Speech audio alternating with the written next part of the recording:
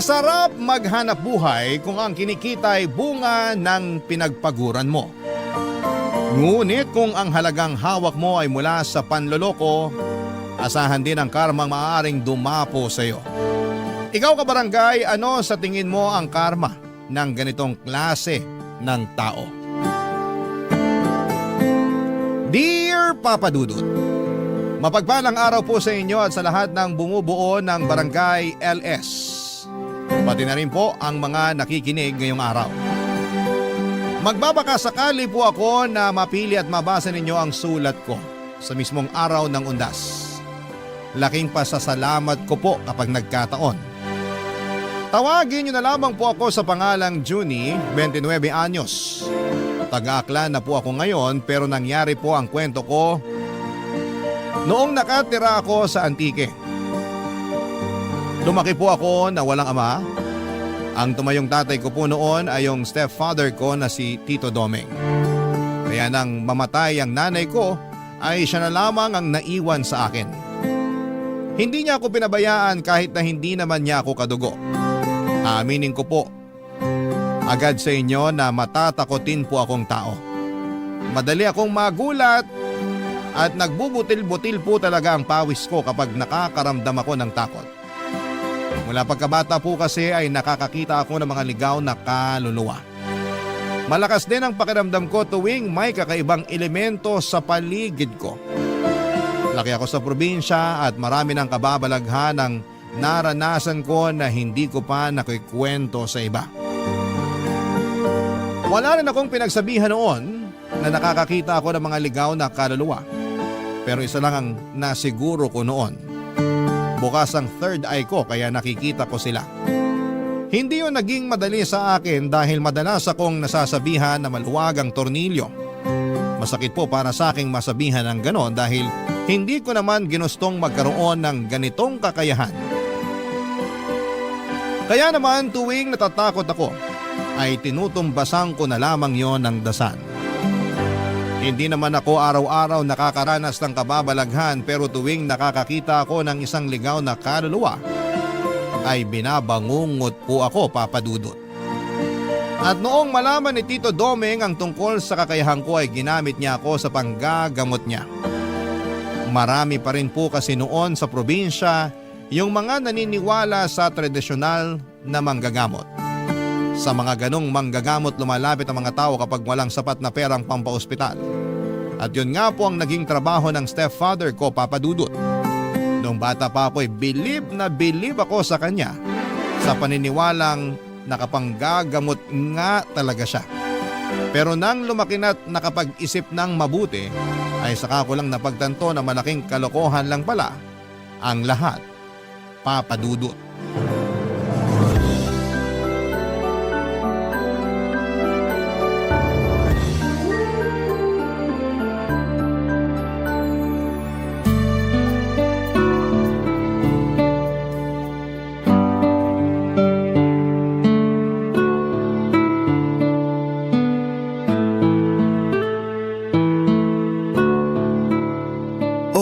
Ba't di pa tayo maandar? Titingnan ko muna yung gulong, Tito. Flat yata. Ha? Ngayon pa talaga? Pudpud na kasi yung gulong nitong tricycle eh. Sa susunod na linggo ko pa sana balak palitan. Kaso inabutan na ngayon. Paano ngayon yan? Papalitan ko na lang sandali. May dala ka bang ekstrang gulong? May naikarga naman ako sa likod, Tito. Mabuti naman. Bilisan mo na lang. Mag-aalas 11 na ng gabi. Teka, bababa muna ako nang mapalitan mo yung gulong ng maigi. Yung mga gamit mo pang ayos, nadala mo rin ba? Lagi lang naman nandito sa likod yon. Buti na lang talaga naisipan kong ikarga tong gulong kanina. Kung hindi, baka dito na tayo magpapalipas ng gabi. Hindi tayo pwedeng magpalipas ng gabi rito, Junie. Bakit naman, Tito? Basta. Nga pala, Tito. Ano ba talagang sakit nung matandang ginamot nyo kanina? Nung matandang babae? Siyempre, nag-imbento lang ako ng sakit. Pero mukhang maayos naman yung kalagayan ng matanda. Dala na lang siguro ng edad kaya nanghihina. Hindi na nga makatayo eh. Ikaw ba naman abuti ng mahigit 80 anyos? Hindi mo ba nakita kanina kung gaano katanda yung ale? Hindi naman ako pumasok sa bahay nila, kaya hindi ko na nakita yung matanda. Kayo lang naman kailangan dun. Umamin ka nga. Napipilitan ka lang bang sumama sa akin? Paano tayo paniniwalaan ng mga ginagamot ko kung hindi mo ipinapakitang suportado mo ko sa ginagawa ko? Mali naman kasi naman loko tayo ng ibang tao, Tito. Totoong herbal naman yung pinababayaran ko sa kanila. Hindi ko nga lang alam kung magagamot nun yung sakit na meron sila. Pero hindi ko nakasalanan yun. Sila tong may kailangan sa akin. Yun na nga, Tito eh. Kailangan nila kayo kasi wala silang pampaospital. Nagtiwala sila sa inyo. Pero naging katiwa-tiwala ba kayo? Hindi na mahalaga kung nagtiwala sila sa akin o hindi. Hindi ko naman sila gagamutin sa ikalawang pagkakataon. Kung wala akong nagawa para sa kanila sa unang beses na lumapit sila, malamang kukuha na ng panibagong manggagamot yung mga yun. Kaya bakit pa ako mag-aalala? Paano nga kung wala silang makuha? Sa tingin nyo ba, may maitutulong pa yung herbal na ginawa nyo? Nung tinikman ko nga yung laman ng binibenta nyo, oregano lang yung nalasahan ko. Bakit mo kasi tinikman? Siraulo ka pala eh. Ay, bilisan mo na lang dyan ang makauwi na. Juni, kaninong aso yung nasa may likuran mo? Malay ko po, di naman tayo taga rito. Tsaka, anong aso sinasabi nyo? Wala naman ako nakikita. Tumingin ka sa likuran mo. Anak ng, kanina pa ba yan dyan? Bugawin mo. Baka mamaya, hindi lang basta aso yan. Nasa liblib na lugar pa naman tayo. Wala tayong maiingan ng tulong dito. Shoo! Alis! Umalis ka rito! Hoy! Ano ka ba? Hindi naman umaalis eh. Batuhin mo na. Tito, alam niyo namang may ginagawa pa ako rito eh. Kung kayo na lang kaya bumato. Naduduwag ka lang yata eh. Ay, pambihira naman oh. Bibilisan ko na lang dito para makaalis na tayo. Ano, Juni? Wala na bang ibibilis yan? Tapos na ako, Tito. Pwede na kayong sumakay. Oh, ayos lang ba kayo? Paano ako magiging maayos kung may umaalulong na aso malapit sa atin? Aso lang naman yan, Tito. Tara na, uwi na tayo.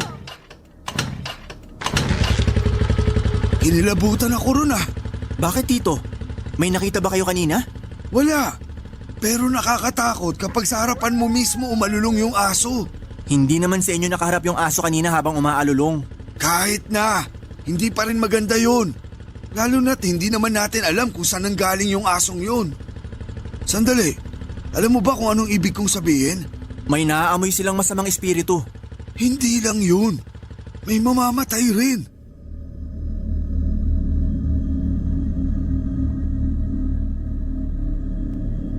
Papadudot kahit nakaramdam ako ng takot ng mga sandaling yon, ay nagpanggap na lamang ako kay Tito na hindi apektado sa mga nangyari.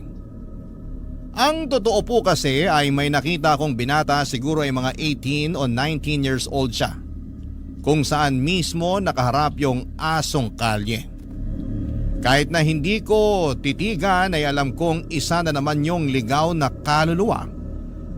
Dahil sa aming dalawa ni Tito ay ako lamang ang nakakakita ng mga ganon. May pamahiin kaming pinapaniwalaan tuwing may umaalulong na aso. Meron daw itong nakikitang masamang espiritu o di kaya'y may mamamatay. At sa pagkakataong yon ay kami lang naman ni Tito ang magkasama, kaya gano'n na lamang ang kabang naramdaman ko. Dahil sa nangyari ay hindi na naman ako nakatulog ng maayos sa pag-uwi namin. Pasado 12:00 na noon nang lumabas ako ng bahay para manigarilyo. Nakapatay na lahat ng ilaw sa bahay at hindi na ako nag-abala pang buksan dahil wala naman sana akong balak magtagal sa labas. Pero habang nakaupo ako roon at humihit-hit ng sigarilyo ay bigla na lang may humawak sa magkabilang balikat ko. Paglingon ko, wala namang tao. Nang ibalik ko noon ang tingin sa harapan ko ay ramdam na ramdam ko na nagkakabutil-butil na ang pawis ko sa noo nang makita ang isang batang lalaki na nanlalalim ang mga mata at maputla ang mga labi niya. Nang kumurap ako ay bigla na lamang itong nawala. Papadudot.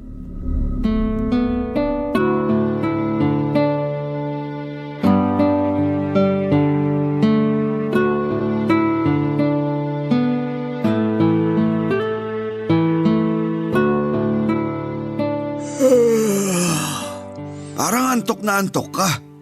Hindi ka ba nakatulog ng maayos kagabi? Naalimpungatan kasi ko kagabi. Ang ingay ng mga aso ng kapitbahay. Tahol ng tahol. Hindi naman siguro tayo sinundan ng asong nakita natin kagabi, no? Si Tito talaga. Di makamove on dun sa aso. Huwag niyo na kasing isipin yun. Hindi naman tayo sinundan ng aso. Kung sumunod yun at humabol sa atin, dun kayo matakot. Baka aswang na yun. Oh, bakit tawang-tawa ka dyan? Parang di ka duwag ah. Saka alam mo namang mapamahiin akong tao. At ikaw, alam kong naniniwala ka rin sa multo. Kaya wag ka nang magtapang-tapangan dyan. Mag-almusal na lang tayo, Tito. Tapos na ako, kanina pa. Kumain ka na dyan. Naglaga ako ng kamote at itlog para sa almusal. Ayusin mo yung sarili mo. Hindi pwedeng paantok-antok ka sa pupuntahan natin mamaya. Tito, baka naman pwedeng mamasada na lang muna ako. Kayo na lang pumunta ron sa gagamutin nyo. Hindi naman ako kailangan dun eh. Kayang-kaya nyo na yun. Ano? Seryoso ka ba? Hindi pwede. Walang maghahatid sa akin papunta ron. Kung gusto nyo, ihahatid ko na lang kayo. Pero hindi na ako sasama sa inyo sa panggagamot. Bakit? Ayaw mo na ba akong tulungan? Hindi naman sa ganon, Tito. Hindi na kasi kaya na konsensya ko yung ginagawa nyo. Hindi naman talaga kayo nakakapanggamot eh. Yang bibig mo! Baka may makarinig sa'yo. Pwede namang manghilot na lang kayo. Bakit kailangan nyo pang magpanggap bilang manggagamot? Kasi doon ako madaling magkakapera. Maraming taga rito sa atin na naniniwala pa rin sa mga katulad ko. Naghahanap buhay sila, Tito.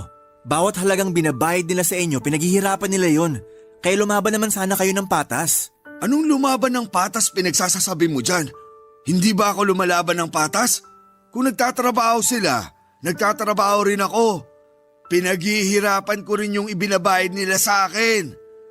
Alam mo, kaya di ka umaasenso kasi masyado kang madrama sa buhay. Ano sa tingin mo? Pang-drama sa radyo buhay mo? Umayos ka nga.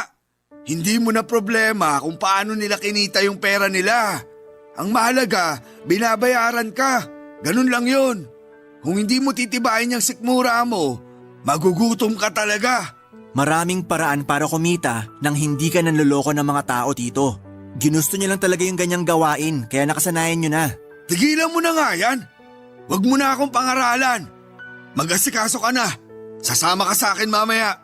Sabi ko ho, ihahatid ko na lang kayo mamaya. Susunduin ko na lang kayo kapag pauwi na. Tawagan niyo na lang ako. Bakit ba ang tigas ng ulo mo? Kailangan nga kita ron. O sige, sasama ako. Pero magkalinawan po sana tayo. Yun na yung huling beses na sasama ako sa inyo.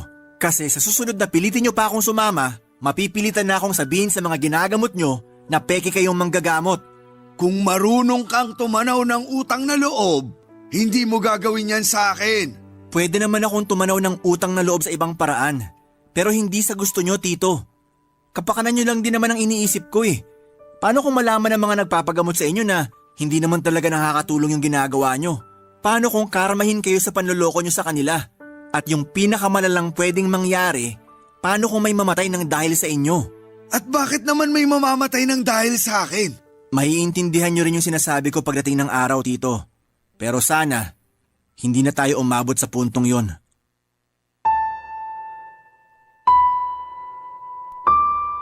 Papadudod ilang beses ko nang sinubukan na patigilin na si Tito sa ginagawa niya.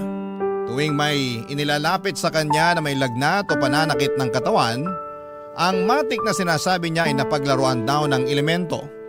Minsan naman ay sinasabi niyang may nagbabantay na kaluluwa at doon niya ginagamit ang kakayahan ko. Sinasabi niya na may nakikita akong kaluluwang gumagambala sa kanila kahit na ang totoo ay wala naman talaga. Dahil kung meron man ay hindi na kakailanganin pang magsinungaling ni Tito. Tuwing sinasabi ko sa kanya na ayoko nang sumama sa panggagamot niya ay ginagamit niya ang utang na loob ko sa kanya para hindi ako makawala. Batid ko na may sarili naman akong pag-iisip at kaya ko nang magdesisyon para sa sarili ko, papadudot. Pero hindi ko naman siya magawang iwanan dahil wala na siyang pamilya o malapit na kamag-anak doon sa lugar namin. Hanggang isang araw ay hindi ko akalain na aabot na rin si Tito sa puntong pati mga taong malapit sa amin ay biniktima na rin niya para sa pera. Nagkasakit noon, papadudot, ang nanay ng kaibigan ko Naging magkaklase kami ni Chito noong high school at magkapit-bahay lang din kami. Dahil ilang araw nang masama ang lagay ng nanay niya, ay nagpasya na siyang lumapit kay Tito Domeng sa pag-aakalang may maitutulong ito sa kanila para gumaling. Barangay Love Stories. Barangay Love Stories. Papa Dudut, hindi ako kasama ni Tito noong ginagamot niya ang nanay ni Chito. Kahit anong kasing pilit niya ay namasada na lamang ako. Pero bago niya puntahan ang nanay ng kaibigan ko ay sinabihan ko na si Chito na sa ospital na lamang dalhin ang kanyang ina para makasigurado. Pero dahil walang sapat na pera ay nagbaka sakali siya sa kakayahan ni Tito Domeng. Hindi ako mapakali noong araw na yon dahil bukod sa kaibigan ko si Chito ay alam ko namang hirap din sila sa pera. Nang makauwi ako noon ay nalaman ko na nagbayad pala ito ng 500 piso kay Tito Domeng. Tinanong ko siya kung ano ang ginawa niya sa nanay ni Chito at ang sinabi niya lang daw ay may nagambalang elemento ang nanay ng kaibigan ko. Nagbigay lang siya ng pangontra at herbal na hindi naman talaga makakatulong sa kalagayan nito noon. Umasa ang kaibigan ko na magiging mabuti na ang kalagayan ng nanay niya at hindi na kakailanganin pang dalhin sa ospital. Pero ilang araw lang ang lumipas ay pumanaw ito. Huli na nang malaman ni Chito ang sakit na ikinamatay ng nanay niya at hindi ito naagapan. Sinisi niya si Tito Domeng sa panloloko nito sa kanila, kaya ang nangyari sinugod kami sa bahay, Papa Dudut.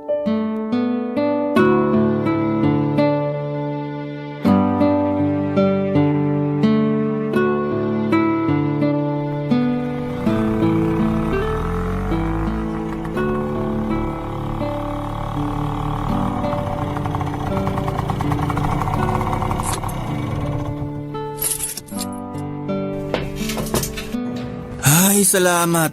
Nakauwi rin. Nasaan yung tatay-tatayan mo, manloloko? Sabihin mo, gusto ko siya makausap. Ha? Teka, bakit? Huwag ka na magbahang-bahangan. Sigurado ako na alam mo yung kalokohan na ginagawa ng tatay-tatayan mo. Hindi siya totoong manggagamot, di ba? Peke siya. Pati kami niloko niya.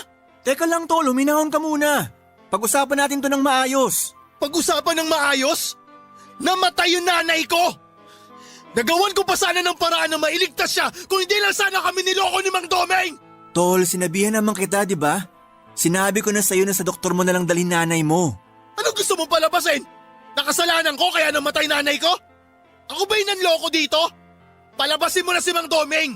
Siya gusto ko makausap, hindi ikaw. Kauuwi ko lang. Hindi ko alam kung nandyan na siya sa loob. Ano nangyayari dito? Buti naman nagpakita ka. Napakasinungaling mong matanda ka. Sabi mo gagaling ang nanay ko. Tingnan mo kung nasa siya ngayon. Nasa morgue. Teka sandali, bakit naman ako yung sinisisi mo? Ginawa ko lang naman kung anong makakaya ko. Pero hindi ko hawak kung anong magiging kapalaran ng nanay mo, iho. Kung di nyo sana sinabi na gagaling na si nanay, nakagawa pa sana kami ng paraan. Sana sinabi nyo na lang yung totoong kalagayan niya. Hindi yung pinaikot nyo pa kami. Iho, hindi ako doktor na nakakagamit ng mga aparato para matukoy yung sakit ng nanay mo. Nakakapanggamot lang ako base sa kakayahan ko. Kaya hindi mo ako dapat sisihin sa nangyari sa kanya. Masama na yung lagay niya bago mo pa siya inilapit sa akin. Kung talagang malala na yung sakit niya, kahit ilang orasyon pat pangontra ibigay ko sa kanya, wala na ring silbi yun. Kasi wala kayong silbi! Peki kayong manggagamot! Nanluloko lang kayo ng mga tao para magkapera! Iyo, ikinalulungkot ko yung nangyari sa nanay mo. Pero sana, wag mo namang isisi sa akin yung pagkamatay niya. Mananagot ka sa nangyari kay nanay! Tol! Huwag mo na subukan ipagtanggol tong Wala matanda! akong kasalanan sa pagkamatay ng nanay mo, Chito. Tanggapin mo na lang na hanggang doon na lang yung buhay niya. Tsaka sa tingin mo, kung nadala mo siya sa ospital nung araw na pinagamot mo siya sa akin, makakaligtas pa siya? Kakailanganin mo muna ng malaking halaga bago siya asikasuhin sa ospital. Nagkamalas-malas lang kasi sa akin pa napatapat. Ako patuloy yung nasisi. Napakawalang puso nyo talaga! Hanggang ngayon ayaw nyo pa rin aminin na nagkamali kayo? Umuwi ka na't asikasuhin mo na lang yung burol ng nanay mo. Huwag kang mag-alala. Magbibigay naman ako ng abuloy. Tito naman, tumigil na kayo. Hindi ko kailangan ng abuloy mula sa inyo. Itabi nyo na lang yon. Kasi baka isang araw, isa naman sa inyo ang mangailangan ng abuloy. Abat, pinagbabantaan mo ba kami? Hindi ko na kailangan gawin yon. Karma na bahala sa inyo. Huwag kayong mag-alala. Magbibigay ako ng pang-abuloy kung sakali. Aalis na ako. Pero tandaan nyo yung mga sinabi ko. Hindi ko gusto tabas ng dila ng kaibigan mong yun, Johnny. Masyadong mayabang. Kung pagbantaan ako, ganun-ganun na lang. Hindi nyo na sana pinatulan. Natural lang na mataas pa yung emosyon ng tao.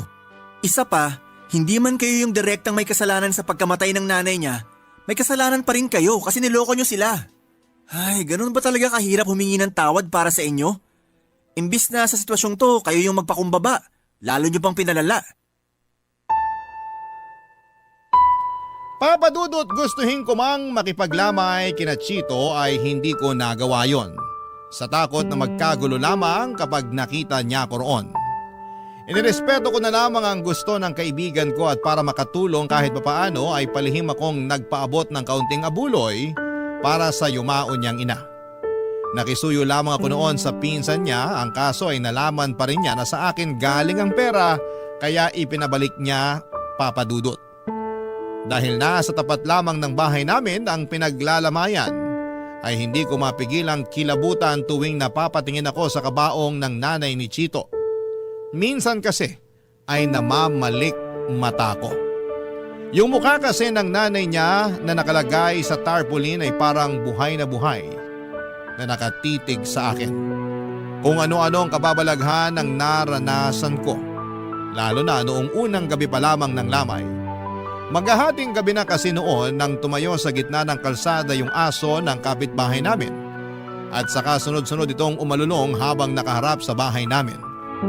Ayoko na sanang mag-isip ng kung ano-ano, Papa Dudut, pero parang may nais itong ipahiwatig sa amin ni Tito Domeng. Sa ikalawang gabi ng lamay ay hindi na ako nakatiis.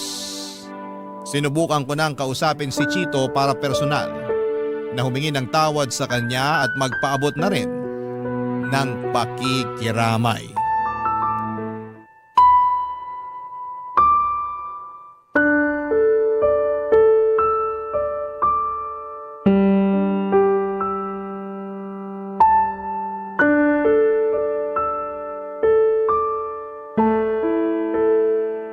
Tol, pasensya ka na. Dumiretso na ako rito sa bakuran nyo. Di ba sabi ko sa'yo ayoko makita pagmumukha mo dito? Ano yan? Naguhugas kamay ka ngayon? Tol, hindi. Gusto ko lang talaga makiramay. May pinagsamahan naman tayo eh.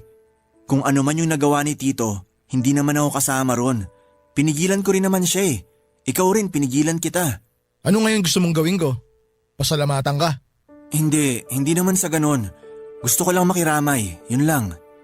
Ay, ano pang magagawa ko nandito ka na. Baka gusto mo magkape. May mainit na tubig pa ron sa kusina. Hindi na.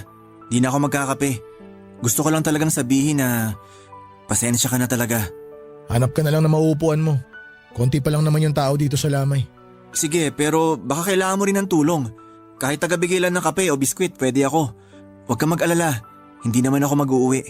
Huwag na. Huwag ka na mag-abala. Kaya ko na to. O sige, ikaw bahala. Magkalinawan lang tayo Hindi porkit hinahayaan kita rito, pwede na rin pumunta rito yung tatay-tatayan mo. Magkakagulo talaga kami pag nakita ko siya rito. Mukhang hindi naman talaga siya pupunta kung sakali. Tol, pwede ko bang silipin si tita? Pwede naman. Sige, sumilip ka.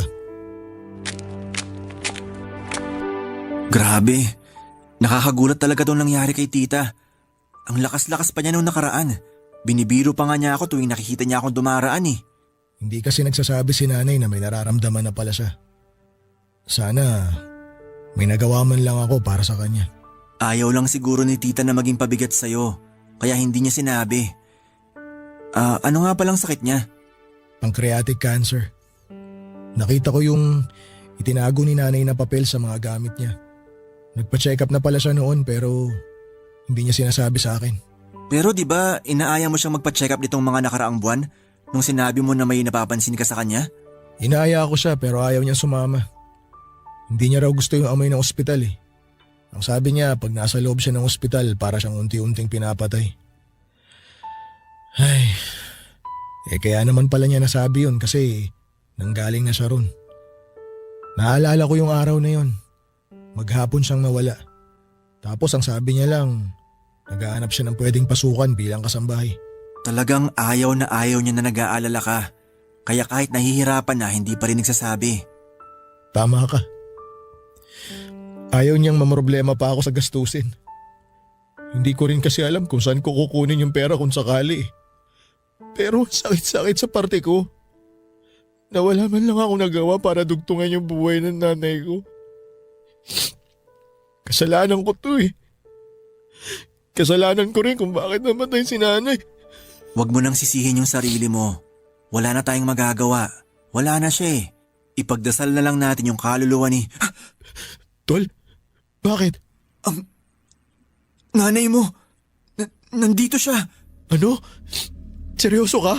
Sinabi ko naman sa'yo noon na nakakakita talaga ako ng mga ligaw na kaluluwa, di ba?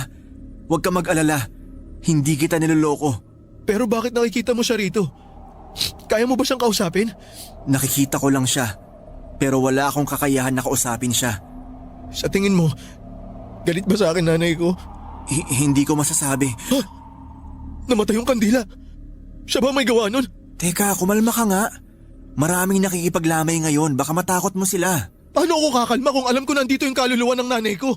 Tapos namatay pa yung kandila. Anong ibig sabihin nun? Ipinaparamdam lang niya na nandito siya. Wala naman siyang intensyon na takutin tayo. Nandito pa rin ba siya? Oo. Nasa tabi mo. Tol naman! Huwag mo naman akong takutin ng ganyan. Totoo yung sinasabi ko. Pero hindi mo naman kailangan matakot. Si nanay talaga oh. Mahal na mahal ko naman siya pero wag naman sana siya magparamdam ng ganito. Baka pag nagkataon, dalawa na kaming paglamayan dito.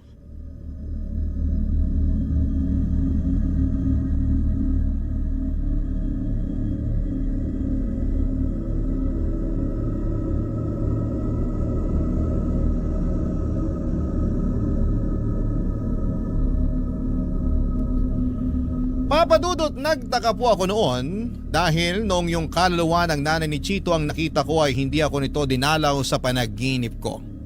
Sa katunayan, iyon pa lamang ang unang pagkakataon na nakatulog ako ng maayos matapos makakita ng kaluluwa ng yumao.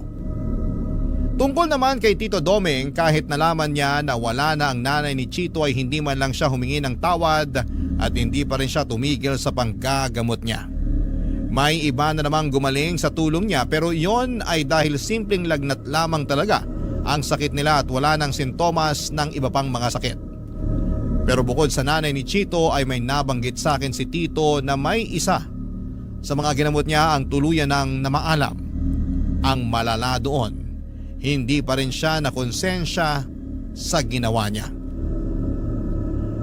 Papadudod, hindi ko alam kung bakit napakabigat ng pakiramdam ko nang umuwi sa bahay ni Tito matapos niyang ibalita na namatay yung matanda habang dinadasalan niya.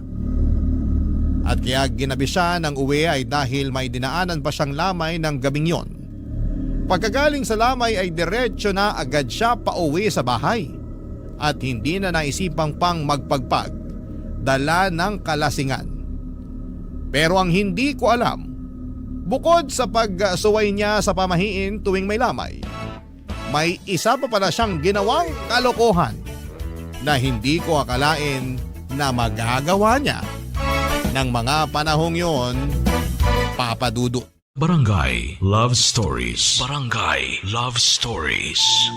Papadudot, ng minsang umuwi si Tito ay nagtaka ko kung bakit may mga dala siyang pagkain.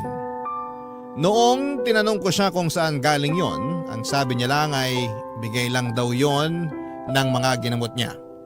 Binigay lamang bilang pasasalamat. Pero syempre hindi ko siya nagawang paniwalaan dahil malakas talaga ang pakiramdam ko noon na may ginawa na naman siyang kalokohan. Ilang araw lang mula nang mapansin ko yung mga dalang pagkain ni Tito Domeng ay nalaman ko na nagsusugal na rin pala siya sa mga pinupuntahan niyang lamay, kung saan na siya nakakarating noon dahil sa kaadikan niya sa pagsusugal. Hindi lang yon ang ginawa niya. Inamin niya rin sa akin na noong natalo na siya sa sugal ay natukso siyang kumuha ng pera sa mga abuloy doon mismo sa tabi ng kabaong noong pinaglalamayan. Naggalit ako sa kanya. Sa halip kasi na magtinu siya dahil sa nangyari sa nanay ni Chito ay lumala pa siya at umabot pa nga sa puntong ultimo patay ay nagiging biktima na rin niya. Pero ang mas inaalala ko po noon ay yung nalabag ni Tito ang pamahiin sa patay. Bukod sa hindi siya nagpapagpag, nag-uwi rin siya ng mga pagkain galing sa lamay pati na rin yung perang kinuha niya mula sa abuloy.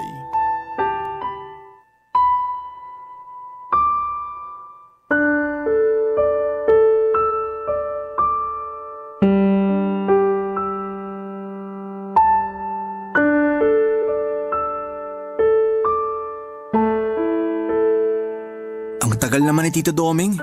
Ano bang nangyayari dun sa tatay-tatayan mo? Parang madalas ginagabi ng uwi ah. Hindi pa nagpapasundo sa'yo. Ewan ko ba ron? Hindi na nga ata ng gagamot kasi nakahanap na ng bagong libangan. Bakit?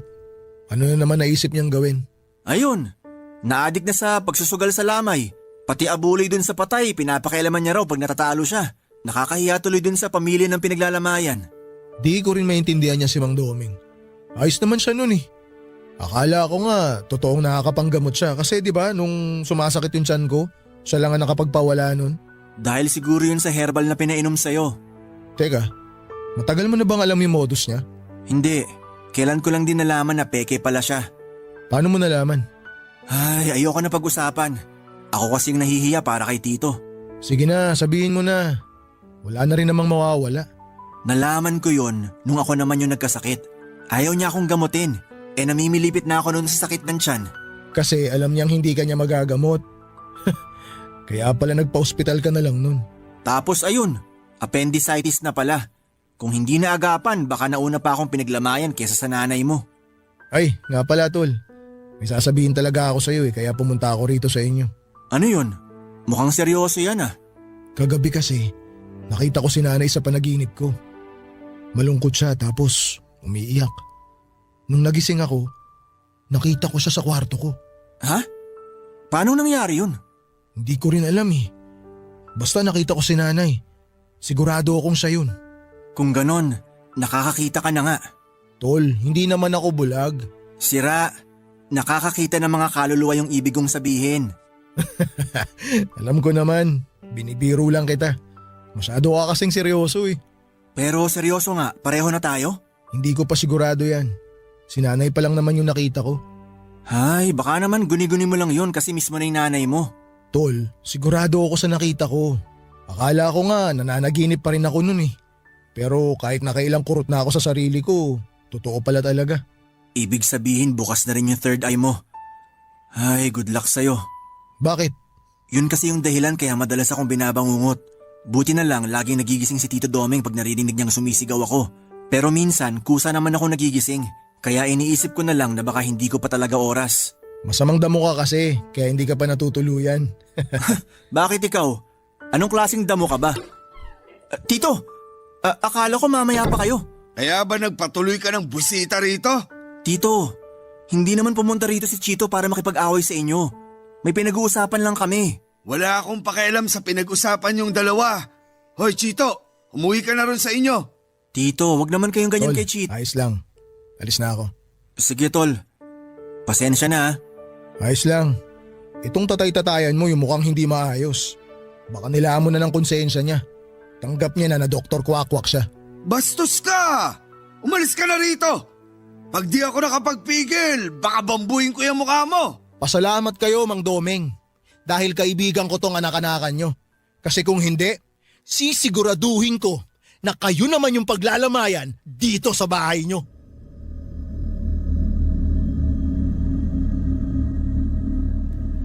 Papadudot, mabuti na lamang at hindi nagkasakitan ng mga oras na yon sina Chito at Tito Doming. Hanggang sa pagkakataong kasing yon ay hindi pa rin sila nagkakaayos. Sa pag-uwing yon ni Tito Doming ay napansin ko kaagad ang butil-butil na pawis niya mula sa kanyang noo. Pati na rin sa ibang parte ng kanyang katawan. Parang pagod na pagod siya. Nang tanungin ko siya ay sinabi niyang masama raw ang pakiramdam niya. Hanggang sa nauwi na nga sa trangkaso ang sama ng pakiramdam ni Tito. Binantayan ko siyang magdamag, pinainom ko siya ng gamot at pinunasan ang katawan niya para bumaba ang lagnat niya. Pero walang nagbago sa nararamdaman niya, Papa Dudut. Kahit alalang-alala na ako noon sa kalagayan niya, ay pilit pa rin niyang sinasabi na ayos lamang siya at mawawala rin yon. Pero makalipas ang 1 linggo, hindi pa rin bumababa ang lagnat ni Tito Domeng. Ang pinagtataka ko lamang noon ay tinubuan na rin siya ng malalaking butlig sa katawan. Nagtutubig po yun at kapag pumutok na ay nagiging sugat naman. Batid kong nahihirapan na noon si Tito kaya sinabi ko na sa kanyang dadalhin ko na siya sa ospital. Pero hindi po siya pumayag. Ang katwiran niya ay wala rin naman kaming pampaospital at ayaw niya ring may iba pang makaalam tungkol sa kalagayan niya. Pinagbigyan ko naman siya pero habang tumatagal ay napapansin ko rin ang paglaki ng kanyang tiyan. Hindi ko po noon maintindihan kung anong nangyayari kay Tito kaya humingi ako ng tulong sa ibang mga kakilala namin. Pero noong dadalhin na namin siya sa ospital ay saka naman siya binawian ng buhay. At sa unang gabi ng lamay niya ay may nangyari na kababalaghan.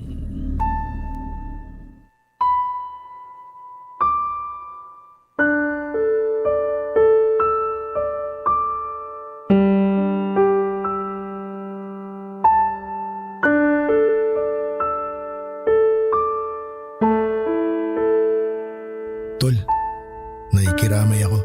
Salamat.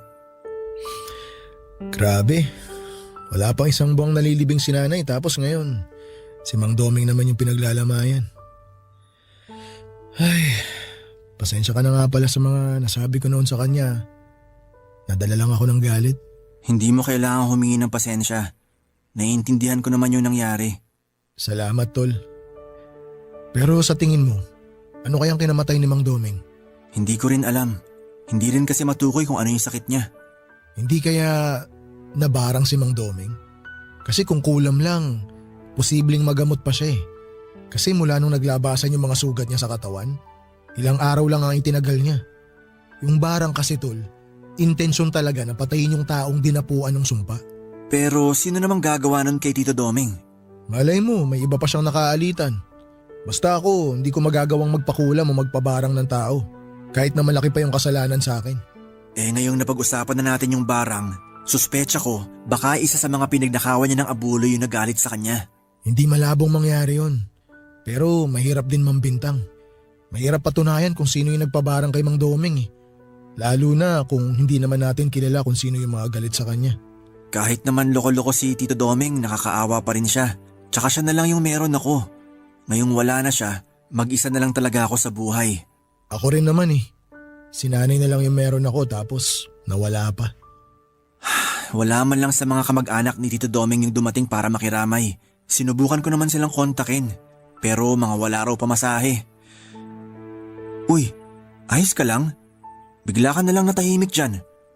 Huwag mo sabihin may nakikita ka na naman. Tol, tingnan mo yung bangkay ni Mang Doming. Bakit? Anong meron? Tingnan mo yung bandang leeg niya. Parang may gumagalaw eh. Ano namang gagalaw dyan? Ikaw talaga, mananakot ka pa. Seryoso ko, tingnan mo, ayun oh. Parang may uod. Ha? Oo nga. Pero paano magkakauod yung bangkay ni Tito? Unang gabi pa lang naman ang lamay niya. Mukhang binarang nga si Mang Doming, Tol. Ganyan daw kasi yung nangyayari kapag namatay sa barang ang isang tao eh. Hindi pa rin nawawala yung sumpa kahit patay na siya. Uy! Bakit natapon yung mga abuloy? Nasagi mo ba yung garapon? Hindi. Ang layo ng kamay ko. Pasuyo naman, Tol. Ikaw na mamulot ng mga barya. Sisindihan ko lang tong kandila. Namatay na naman eh. Ay, sige. Ako na pupulot sa mga barya. Hoy, ano ba yan? Huwag ka humarang. Nakita mo na ngang may pinupulot dito eh. Tsaka ka patatayo sa harap ng kabaong. Uy, Manong. Pwede po bang umatras muna kay sandali? Pupulutin ko lang tong mga barya oh. Uy, sinong kausap mo dyan? Yung Manong na nakatayo dito sa... Ha? Mang Doming! Tol! Nandito siya! Tol! Ano? Nakikita mo rin ba siya? Oo, nakikita ko rin siya. Pero huwag ka na magpahalata. Tayo lang yung nakakakita sa kanya. Baka matakot yung mga tao dito sa burol kapag nalaman nilang nakikita natin yung kaluluwa ng pinaglalamayan. Pero... Sige na nga. Grabe naman oh. Bakit nagpapakita sa akin si Mang Doming? Hindi naman ako yung nagpabarang sa kanya. Nakita ko rin naman yung nanay mo nung burol niya. Teka, kilala mo ba yon? Sino? Ayun oh, yung binata na nakatayo ron sa may poste. Kanino ko pa siya napapansin na nakatingin dito. Akala ko naman kanina napatingin lang. Pero paglingon ko nandun pa rin siya. Hindi umaalis. Oo nga no. Titig na titig siya sa kabaong ni Mang Doming. Hindi kaya kamag-anak niya yan? Wala siyang kamag-anak dito. Eh sino yun? Hindi ko nga alam. Kaya nga tinanong kita. Ha, Tol! Nawala yung binata. Teka, saan naman pumunta? Ewan ko. Ang bilis na wala eh. Tumingin lang ako sa isang sandali. Paglingon ko, wala na siya. Hayaan mo na. Baka napadaan lang. Baka nga.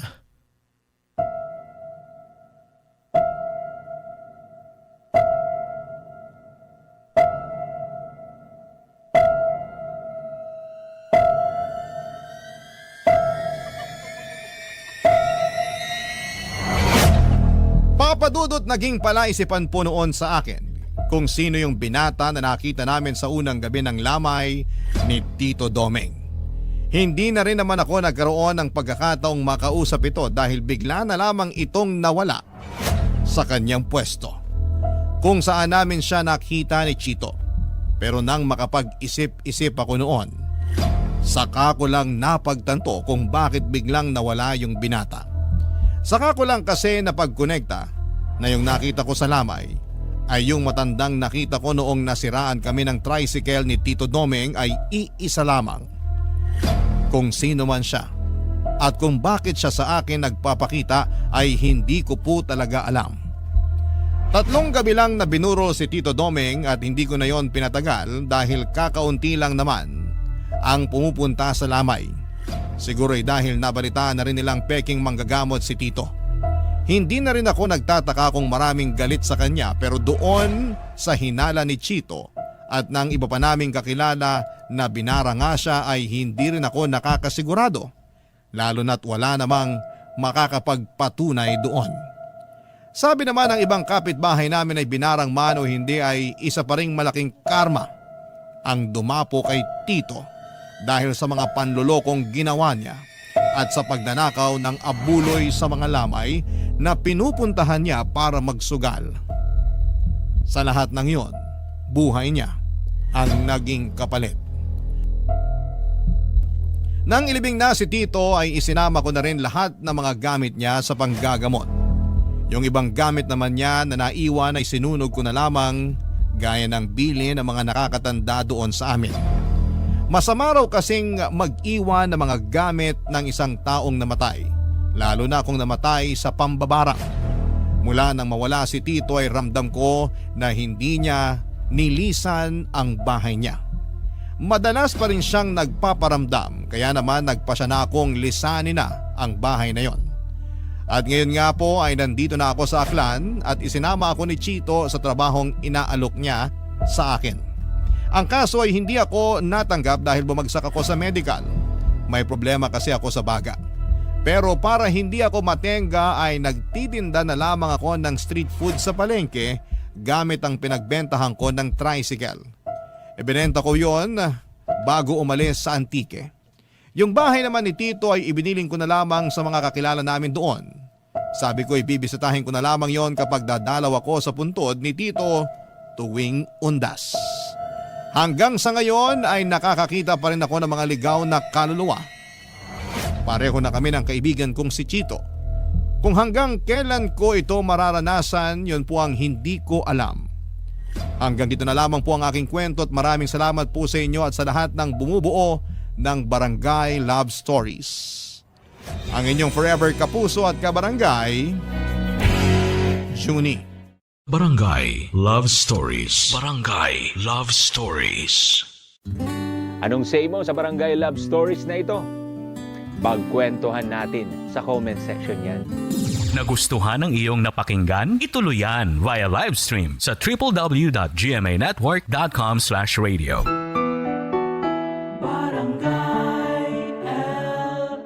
In Mega Manila, 97.1. Forever.